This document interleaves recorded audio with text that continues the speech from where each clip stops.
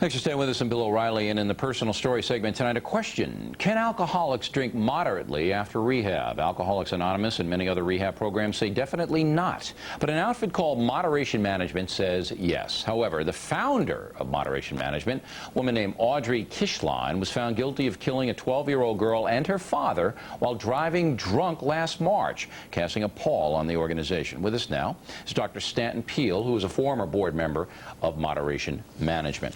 What bothers me about your organization... You know, you left out one little fact. Yeah. She had quit Moderation Management. She had quit it. She was a member of AA when she drive drunk. Right. So, you know, I was gonna mention that, but... That is fair to get that piece of information in, would you think? Sure, and I was going to mention it, as I said. But basically, what I have a problem with the whole Moderation Management philosophy here. Because you know, she had a problem with that, too. She decided she was going to abstain, and this is what she said. 2 months before the crash, she dropped out of Moderation Management and joined Alcoholics Anonymous.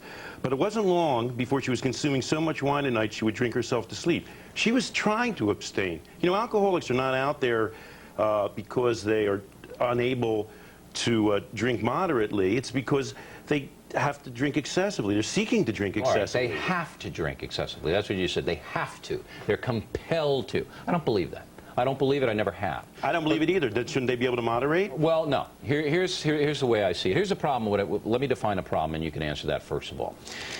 Alcoholism in this country is a tremendously destructive force. You would agree with that, right? And we've been telling people to abstain as a response to alcoholism for 30 or 40 or 50 years. Well, we've been telling them to since Cain and Abel. I mean, this goes back to the dawn of mankind. But it's a tremendously destructive force. Yes. So if a person has Except for the fact that, you know, the moderate drinkers live longer now. All right, wait a minute. If a person, I don't care about that. If a person has a proclivity to drink to excess, or a disease, no matter how you want to define it, all right, either or, all right, it makes sense rationally for that person to stay as far away from the substance. But people don't work that way, Bill. She was trying to abstain. People don't work that way. How was she getting all that alcohol when she was going to AA? Here's the, you want to talk about sins, Bill.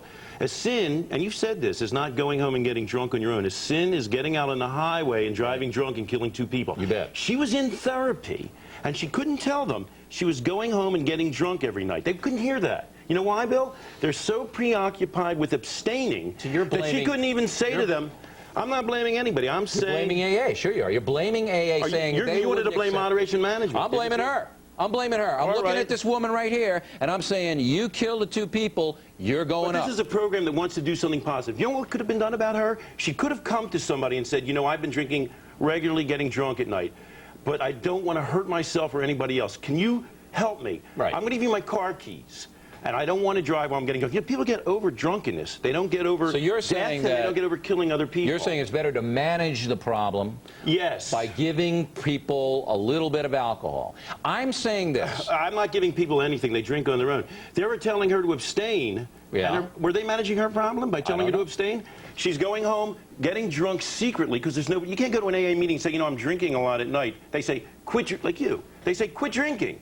She didn't quit drinking. Well, they say, call us up and we'll help you with it. We'll come over. She didn't feel comfortable doing that. That's her fault, not AA's fault. And I'm not here to defend her. I think people who kill people should be punished. That's the sin. But I'm not buying the fact that an alcoholic or anybody, a drug addict or anybody like that, if they have a proclivity for it or a disease, whatever you say, can do it just once in a while. Well, I'm not buying that. I think that philosophy is destructive. Audrey Kishline wrote me in 1993 that she wanted to start a group called Moderation Management. She belonged to Moderation Management for 7.5 years. I'm not aware that she ever got drunk. She certainly didn't get arrested for DWI, and she never killed anybody. Circumstances 2 months in, trying to abstain, and she's driving the wrong way on the highway. For whatever reason... To tell people to abstain is not an answer, Bill. That's not a policy. That's a moral preachment. No, it isn't. It's an answer because if you abstain, you don't get drunk and kill people. And she wanted to abstain. That's the answer. answer. She was swearing she was abstaining.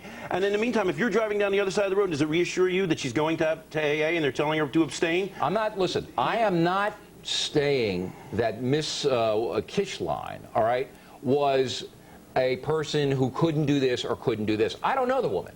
I'm saying this. It doesn't make any sense to me to give someone who has a proclivity to abuse a substance, that substance in any way. They don't give it to them. You don't give people a car, a license to drive, and a set of keys when they're intoxicated. That's the sin. That's what should have been done here.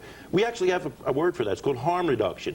People are going to get drunk, Bill, no matter how great your show is and how much people watch it. And what we don't want them to do is to go out and hurt other people and hurt themselves. You can recover. People drink too much all the time, and they cut back.